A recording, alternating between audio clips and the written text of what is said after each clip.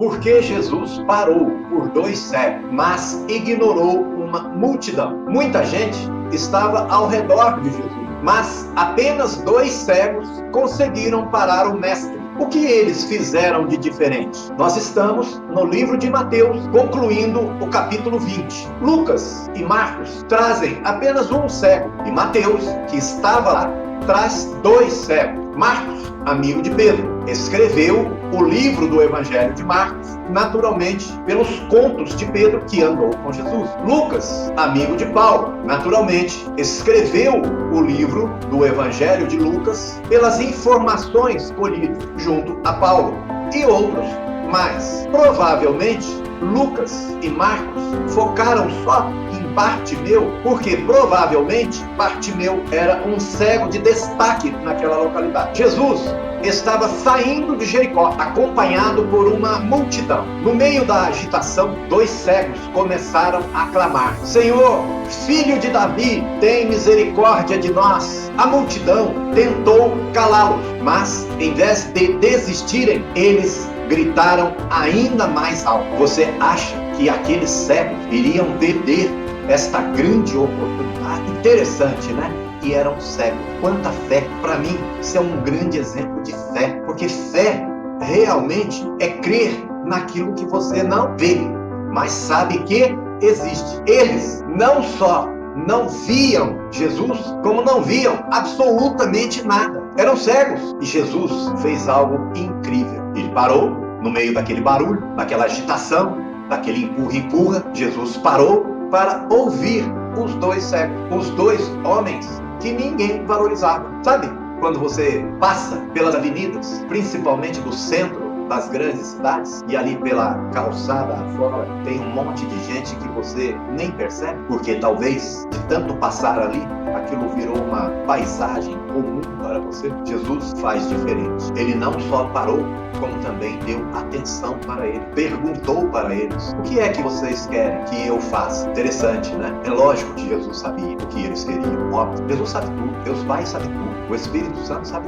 tudo, todos os seus problemas, tudo que você está fazendo de errado, de certo, todas as suas dúvidas, todos os seus medos, toda a sua agitação, mas Ele quer ouvir de você, Ele quer a sua confissão, Ele quer o seu clamor. Mas não pense que Ele não sabe. Ele não só sabia, como sabe das nossas necessidades, pecados também. E os cegos responderam para Jesus. Eles estavam assertivos do que eles queriam. Nós queremos enxergar. Então Jesus, que era amor puro, movido pela compaixão, tocou nos olhos deles e imediatamente eles passaram a enxergar. A multidão estava perto, mas só os que clamaram tiveram um encontro real. Muita gente segue Jesus por curiosidade, por tradição, por religiosidade, por interesse e muitas vezes financeiro. O tal do evangelho triunfalista destruiu a mente de muitos crentes no Brasil. O evangelho da prosperidade pregado por muitos e não o evangelho da correção ignorado por muitos. Mas quem clama de coração, com sinceridade, que não pede absurdo para Jesus, vaidades, riquezas desnecessárias, que muitas vezes Jesus está dizendo: se eu der isto para ele, ele se afastará. Eu conheço o seu coração. Para os sinceros, aqueles que levam Jesus a sério mesmo, ele responde: pode ter certeza. Você acha que aquela multidão que estava atrás estava com qual interesse? Estava pedindo o quê?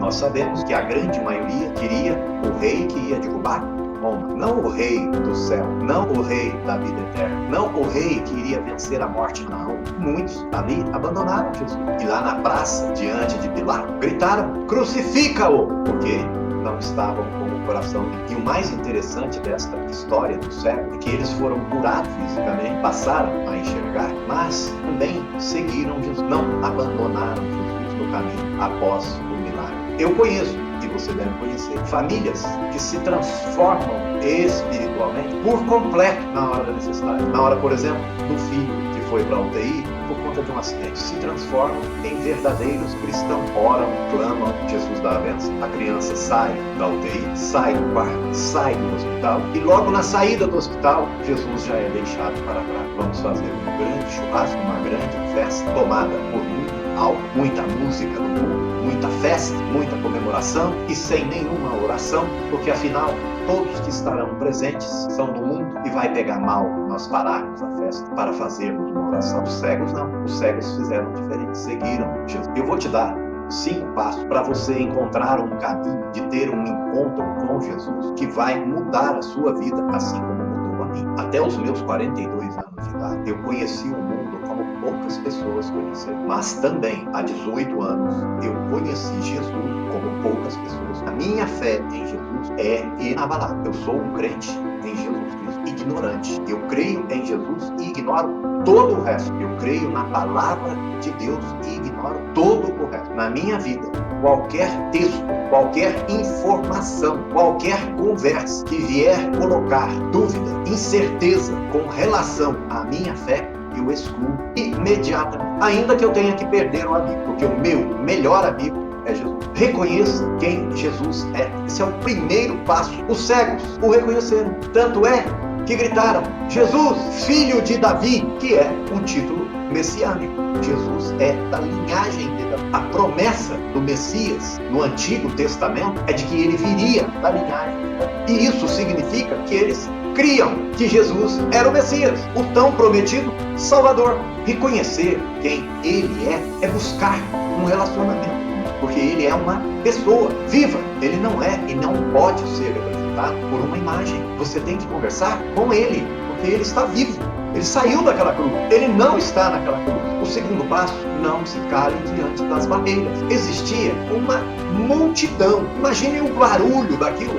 E os cegos, sem enxergar, ouvindo todo aquele barulho e nem sabendo para onde eles estavam dirigindo a voz deles. Mas eles gritaram e creram que Jesus ia ouvir. E o pior, a multidão ainda mandou eles calarem a boca, tentou silenciá-lo. E eles gritaram ainda mais quando mandaram eles calar a boca. Sabe? Não deixe as opiniões te calarem, o medo ou as dificuldades te impedirem de buscar Jesus. Ou até mesmo a vergonha. Vem cá, fala aqui para mim, baixinho. Por que a gente tem vergonha de Jesus? Por que a gente precisa ter reservas para falar de Jesus? Mas não precisa ter reservas para falar do mundo, para falar de um político, para falar de um jogador de futebol, para falar de um grande líder. Por quê? Seja específico no seu pedido. Você tem que saber o que você quer primeiro para você pedir. Não pode ser um pedido genérico. Jesus, cuida de mim, resolve todos os meus problemas. Não. Se você tem um problema, conte-o. Não que Jesus não saiba, mas ele quer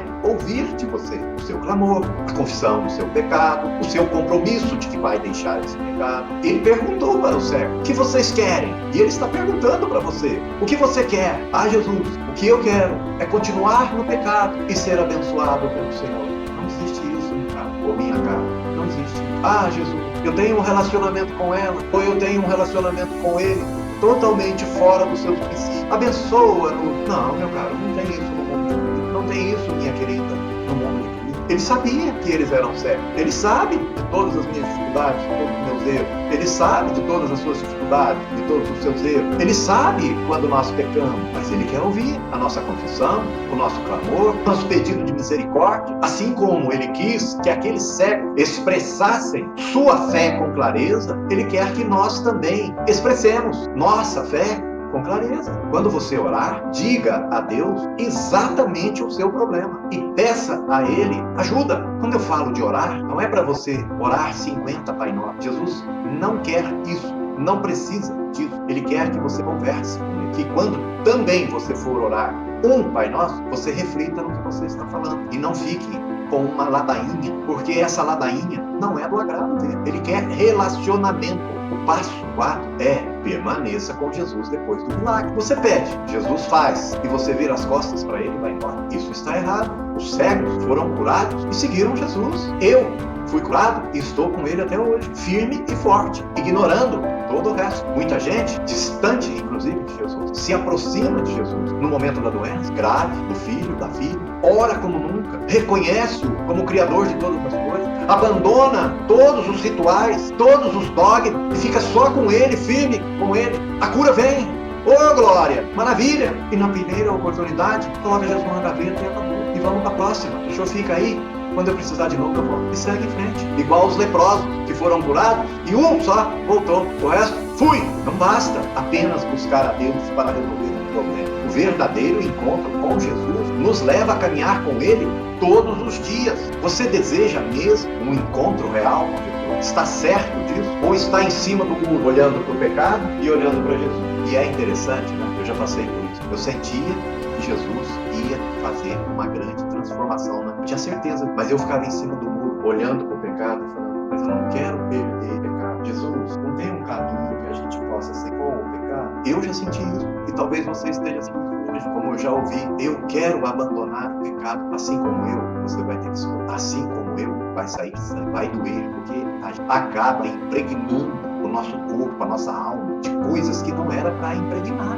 Isso não sai num toque, isso demora, é um processo, é uma longa caminhada. Eu levei 2 anos para tirar de mim o que eu nunca deveria ter colocado, entendeu? Mas eu escolhi, e eu fiquei de joelho, suando, chorando, saindo sangue, e não voltei mais para mãos dadas com o Espírito. É isso que você tem que fazer. Se você tem esse desejo real mesmo de sair de cima do muro, você tem que entregar a sua vida para Jesus de verdade e sentir a dor, assumir a responsabilidade da dor, sabe? Vai doer agora, vai doer 1 ano, vai doer 2. Já parou para pensar? Se você tiver 30 anos, você tem mais uns 60 anos de vida, dói 2 e vive os outros 58 em paz. É até matemático isso, né? É uma questão de fazer conta. Quer sofrer 58 anos ou sofrer 2? Pode ter certeza, o Espírito Santo age e você se livra. Você está sentindo o chamado de Deus? Ele tem falado com você? Comigo falava muito, através de pessoas que traziam mensagens como essa que eu estou trazendo, olho no olho. A voz é de Jesus. Se livra do pecado. Este pecado continuado que atormenta a sua vida,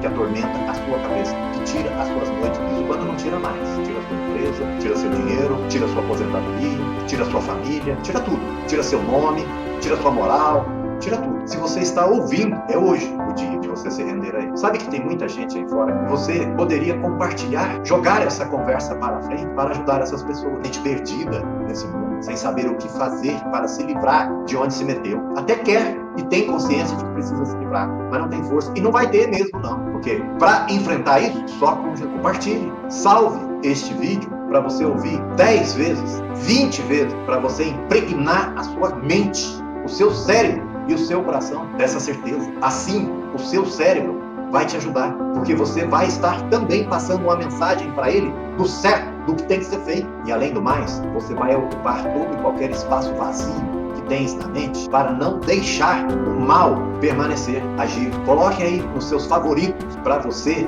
não se esquecer de que você é filho e não escravo. Escravo do mundo. Eu já fui escravo do mundo. É muito ruim. Eu vou orar por você. Eu vou pedir a Deus, em nome da intimidade que eu tenho com Ele, do compromisso que eu tenho com Ele, para Ele te dar força. Deus te abençoe. Que o Espírito Santo de Deus te fortaleça para você tomar essa decisão. Porque essa decisão, Deus não vai tomar ela. Quem tem que tomar é você. O mover de Deus, primeiro, vai esperar o seu mover para depois Ele entrar. Fiquem em paz.